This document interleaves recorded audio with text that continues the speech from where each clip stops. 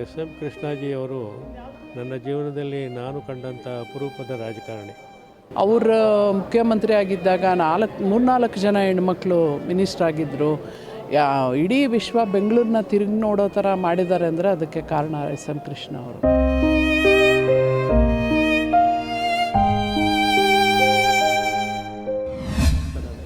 ಕೃಷ್ಣ ಅವ್ರನ್ನ ನೆನಪಾಕೊಳ್ಳೋದಂದರೆ ತುಂಬ ಇದೆ ಅವ್ರ ಬಗ್ಗೆ. ಅವರ ಆದರ್ಶ, ಅವ್ರು ನಡ್ಕೋತಿದ್ದ ರೀತಿ, ಅವರು ರಾಜಕೀಯದಲ್ಲಿ ಇದ್ದಂಥ ರೀತಿ ತುಂಬ ಇದೆ. ಅವರಿಂದ ಕಲಿಯೋವಂಥದ್ದು, ಅವ್ರನ್ನ ಫಾಲೋ ಮಾಡೋವಂಥದ್ದು ಭಾಳ. ನಮ್ಮ ಬೆಂಗಳೂರನ್ನ ಇವತ್ತು ಗರ್ವದಿಂದ ನಾವು ಹೇಳ್ಕೋಬೇಕು ಅಂದರೆ ಅದಕ್ಕೆ ಕಾರಣ ಮೇಯ್ನ್ ಎಸ್ ಎಂ ಕೃಷ್ಣ ಅವರು.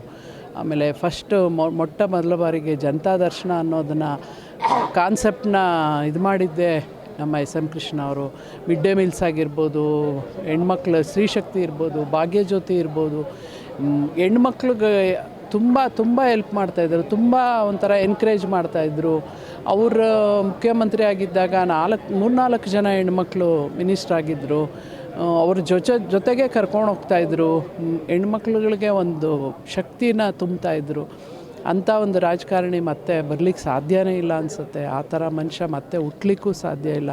ಮುಂದೆ ಅವರನ್ನು ನೆನೆಸ್ಕೊಂಡು ಆದರ್ಶವಾಗಿ ತಗೊಂಡು ಈಗ ರಾಜಕೀಯಕ್ಕೆ ಬರ್ತಾಯಿರೋ ರಾಜಕಾರಣಿಗಳು ಅವ್ರನ್ನ ಆದರ್ಶವಾಗಿ ತೊಗೊಂಡ್ರೆ ತುಂಬ ಚೆನ್ನಾಗಿ ಮುಂದೆ ಒಳ್ಳೆ ರಾಜಕಾರಣಗಳಾಗಿ ಭವಿಷ್ಯದಲ್ಲಿ ರೂಪಿತವಾಗ್ತಾರೆ ಅಂತ ಅನಿಸುತ್ತೆ.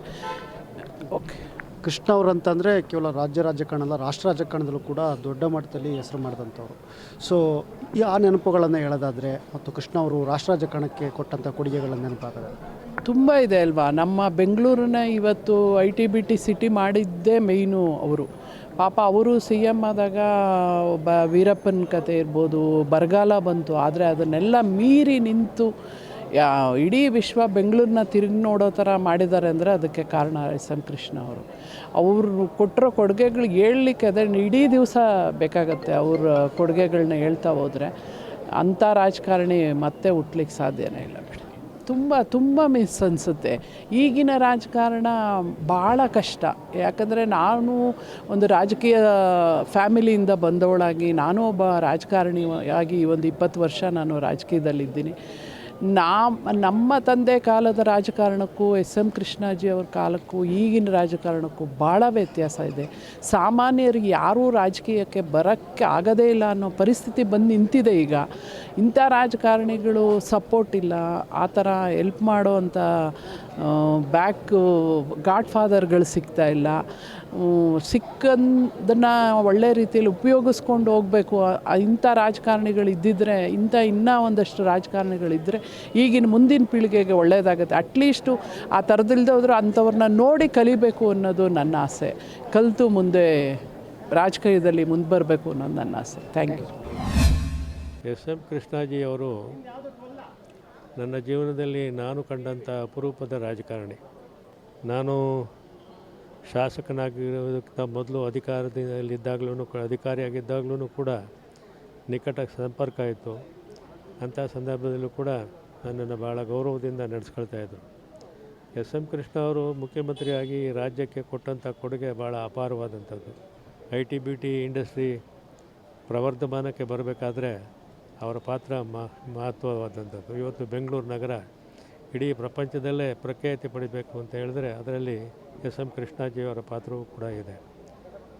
ವಿಕಾಸಸೌಧದ ನಿರ್ಮಾಣ ಇರ್ಬೋದು, ಬೆಂಗಳೂರು ಮೈಸೂರು ಹೈವೇ ಇರ್ಬೋದು, ಇನ್ನೂ ಅನೇಕ ಅಭಿವೃದ್ಧಿ ಕಾರ್ಯಗಳನ್ನು ಬೆಂಗಳೂರು ನಗರವನ್ನು ಸಿಂಗಪೂರ್ ಮಾದರಿಯಲ್ಲಿ ಮಾಡಬೇಕು ಅಂತೇಳಿ ಅವರು ಕನಸು ಕಟ್ಕೊಂಡಿದ್ದಂಥವ್ರು.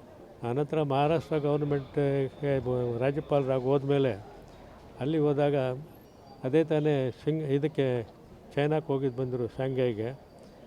ಆವಾಗ ಅಲ್ಲಿ ಹೇಳಿದ್ರು ಮಹಾರಾಷ್ಟ್ರದಲ್ಲಿ want to develop Bombay like Shanghai ಅಂತೇಳಿ. ಅಂದರೆ ಅಭಿವೃದ್ಧಿಯ ವಿಚಾರದಲ್ಲಿ ಅವರು ಅನೇಕ ಕನಸುಗಳನ್ನು ಕಂಡಿದ್ದರು. ಅವರ ಕನಸು ಇವತ್ತು ಕರ್ನಾಟಕ ರಾಜ್ಯದಲ್ಲಿ ಬೆಂಗಳೂರು ನಗರ ಏನು ಅಭಿವೃದ್ಧಿ ಆಗಿದೆ ಇವತ್ತಿನ ದಿವಸ, ಅದಕ್ಕೆ ಮುಖ್ಯ ಕಾರಣಕರ್ತರಲ್ಲಿ ಅವರು ಕೂಡ ಒಬ್ಬರು ಅನ್ನೋದನ್ನು ನಾವೆಲ್ಲರೂ ಕೂಡ ಸ್ಮರಿಸ್ಕೋಬೇಕು. ಅವರು ಮುಖ್ಯಮಂತ್ರಿಯಾಗಿ ಬಂದಂಥ ಸಂದರ್ಭದಲ್ಲಿ ಅವತ್ತು 19,000 ಕೋಟಿ ಬಡ್ಜೆಟ್ ಇತ್ತು. ಇವಾಗ 3.5 ಲಕ್ಷ ಕೋಟಿ ಬಡ್ಜೆಟ್ಟು. ಆ ಬಡ್ಜೆಟ್ನಲ್ಲಿ ಎಷ್ಟೊಂದು ಅಭಿವೃದ್ಧಿ ಕಾರ್ಯಗಳನ್ನು ಮಾಡಿದ್ದಾರೆ ಅಂತ ಹೇಳಿದ್ರೆ ಇವತ್ತು ನಮಗೂ ಕೂಡ ಆಶ್ಚರ್ಯ ಆಗ್ತಾಯಿದೆ. ನಮಗೆ ಯಾಕೆ ಇವಾಗ 3.5 ಲಕ್ಷ ಕೋಟಿ ಬಡ್ಜೆಟ್ನಲ್ಲಿ ರಾಜ್ಯದ ಅಭಿವೃದ್ಧಿಯನ್ನು ನಿರೀಕ್ಷಿತ ಮಟ್ಟಕ್ಕೆ ನಾವು ಮಾಡೋಕ್ಕಾಗ್ತಾಯಿಲ್ಲ ಅನ್ನೋ ವಿಚಾರವನ್ನು ನಾವು ರಾಜಕಾರಣಿಗಳೆಲ್ಲರೂ ಕೂಡ ಯೋಚನೆ ಮಾಡುವಂಥ ಸಂದರ್ಭ ಬಂದಿದೆ. ಅದರಿಂದ ಅವರ ಅಗಲಿಕೆ ನಮಗೆ ವೈಯಕ್ತಿಕವಾಗಿ ಅಷ್ಟೇ ಅಲ್ಲ, ಇಡೀ ಕರ್ನಾಟಕ ರಾಜ್ಯಕ್ಕೆ ತುಂಬಲಾರದ ನಷ್ಟ ಉಂಟಾಗಿದೆ ಅಂತೇಳಿ ನಾನು ಭಾವಿಸಿದ್ದೀನಿ. ಅವರ ಈ ಅಗಲಿಕೆಯಿಂದ ಉಂಟಾಗಿರುವ ದುಃಖವನ್ನು ಭರಿಸುವಂಥ ಶಕ್ತಿ ಭಗವಂತ ಅವರ ಕುಟುಂಬದ ಎಲ್ಲ ವರ್ಗದವ್ರಿಗೂ ಕೊಡಲಿ, ಹಾಗೂ ರಾಜ್ಯದ ಜನತೆಗೂ ಕೊಡಲಿ ಅಂತೇಳಿ ನಾನು ಭಗವಂತನಲ್ಲಿ ಪ್ರಾರ್ಥನೆ ಮಾಡ್ತೇನೆ. ಅದ್ಭುತ ಧೀಮಂತ ನಾಯಕರು, ಅಪಾರ ಕೊಡುಗೆ, ಒಂದಲ್ಲ ಎರಡಲ್ಲ ನೂರಾರು ಕೊಡುಗೆಯನ್ನು ಕೊಟ್ಟಂಥ ಧೀಮಂತ ನಾಯಕರೇ ನಮ್ಮ ಸನ್ಮಾನ್ಯ ಎಸ್.ಎಂ. ಕೃಷ್ಣ ಸಾಹೇಬರು. ಹಾಗಾಗಿ ಅವ್ರನ್ನೆಷ್ಟು ಸ್ಮರಿಸ್ಕೊಂಡ್ರು ನಾವು ಕಮ್ಮಿನ. ರಾಷ್ಟ್ರ ರಾಜಕಾರಣ ಮತ್ತು ರಾಜ್ಯ ರಾಜಕಾರಣ ಎರಡರಲ್ಲೂ ಕೂಡ ಅವರ ಕೊಡುಗೆ ಅಪಾರವಾಗಿದೆ. ಸೊ ಈ ಕ್ಷೇತ್ರಕ್ಕೆ, ರಾಜಕೀಯ ಕ್ಷೇತ್ರಕ್ಕೆ ಅಥವಾ ಮುಂದಿನ ತಲೆಮಾರು ಇವರಿಂದ ಕಲಿಬೇಕಾದದ್ದು ಏನು? ಭಾಳಷ್ಟು ನಾವು ಅನುಸರಣೆ ಮಾಡ್ಕೋಬೇಕು, ಅನುಕರಣೆ ಮಾಡ್ಕೋಬೇಕು. ಒಂದು ನಡವಳಿಕೆಗಳು, ವ್ಯಕ್ತಿತ್ವ, ವೇಷಭೂಷಣ, ನಡವಳಿಕೆಗಳಿಂದ ಹಿಡಿದು ನಮ್ಮ ಹವ್ಯಾಸಗಳು ಮತ್ತು ಚಿಂತನೆ, ಆ ಸ್ಪಷ್ಟತೆಯನ್ನು ಯಾವ ಉದ್ದೇಶಕ್ಕಾಗಿ ನಾವು ಅಧಿಕಾರವನ್ನು, ಜವಾಬ್ದಾರಿಯನ್ನು ಪಡೆದಾಗ ಎಷ್ಟು ಪ್ರಬಲವಾಗಿ ಜನಪರವಾಗಿ ಕೆಲಸ ಮಾಡ್ತೀವಿ ಅನ್ನುವಂಥದ್ದು ಭಾಳ ಮುಖ್ಯವಾಗಿರ್ತದೆ. ಅದಕ್ಕಲ್ಲಿ ಎಸ್.ಎಂ. ಕೃಷ್ಣ ಸಾಹೇಬರ ಕೊಡುಗೆ ಅಪಾರವಾಗಿದೆ. ಮಧ್ಯಾಹ್ನ ಬಿಸಿ ಊಟದಿಂದ ಹಿಡಿದು, ಸ್ತ್ರೀ ಶಕ್ತಿ ಯೋಜನೆಯಿಂದ ಹಿಡಿದು, ಭೂಮಿಯಿಂದ ಹಿಡಿದು, ಇವತ್ತು ಮದ್ಯ ನಿಗಮದಿಂದ ಹಿಡಿದು, ಸ್ಟ್ಯಾಂಪ್ಸ್ ಆ್ಯಂಡ್ ಡ್ಯೂಟಿ ಡಿಜಿಟಲೈಸೇಷನಿಂದ ಹಿಡಿದು, ಏರ್ಪೋರ್ಟ್, ಈ ರೀತಿ 108 ಕೊಡುಗೆಯನ್ನು ಕೊಟ್ಟಿದ್ದಾರೆ. ಈ ಕೊಡುಗೆಯನ್ನು ಕೊಟ್ಟಿರುವಂಥ ಅಪರೂಪದ ನಾಯಕ, ಜನನಾಯಕರೇ ಸನ್ಮಾನ್ಯ ಎಸ್.ಎಂ. ಕೃಷ್ಣ. ಮತ್ತಷ್ಟು ವಿಶೇಷ ವಿಡಿಯೋಗಳನ್ನು ನೋಡಲು ಮತ್ತು ಹೊಸ ವಿಡಿಯೋಗಳ ಬಗ್ಗೆ ತಿಳಿಯಲು ಈ ದಿನ .com ಯೂಟ್ಯೂಬ್ ಚಾನೆಲ್ ಸಬ್ಸ್ಕ್ರೈಬ್ ಮಾಡಿ ಮತ್ತು ಬೆಲ್ ಐಕಾನ್ ಕ್ಲಿಕ್ ಮಾಡಿ.